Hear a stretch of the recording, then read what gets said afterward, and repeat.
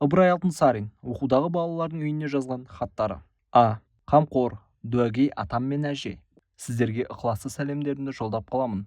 Өзім сіздердің оң баталарыңыздың арқасында сау саламат бармын. Өткен поштадан жіберген сәлем хаттарыңызды азын-аулақ ақшасымен жолығып алдым. Алла разы болсын, мендей нашар балаңызды естен шығармай тұрғандарыңызға.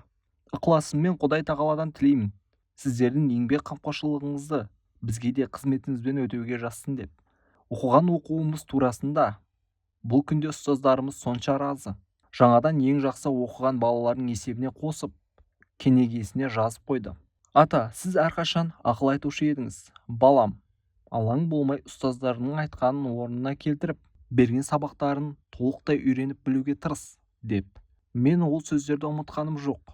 Сіз жазасыз ата, қасенге қорасынан шықты деп. Ама жазылып кеткеніне қатты қуандым. Бізге ұстаздарымыз айтады, қорасанды егіп шығарған балаға қайта-қайта қорасынан шықпайды. Шыға қалса қатерсіз жеңіл шығады деп. Осы сөзді жөні келсе ескеріп, жақын жердегі лекерлерге кішкентай інілерімді апарып, шешек ектірген қалай болар екен? Қош, дуаларыңыздан үміткер балаңыз Н.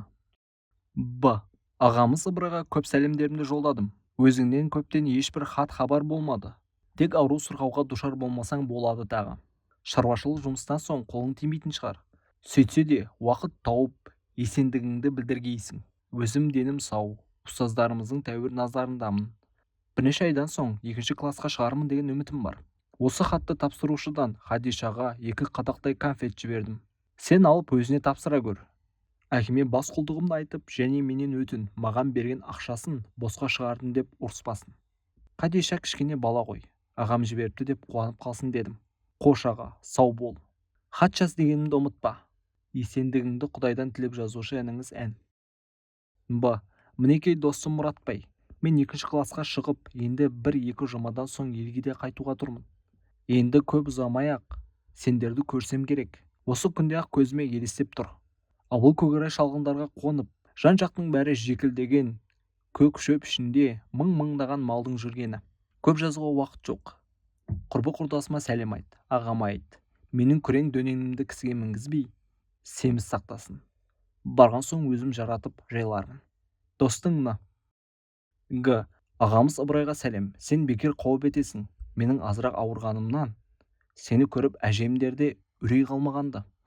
Ауырғаным себебі қыстың күні ауылы жақын жердегі бір ептешімнің үйіне қонаққа барып едім.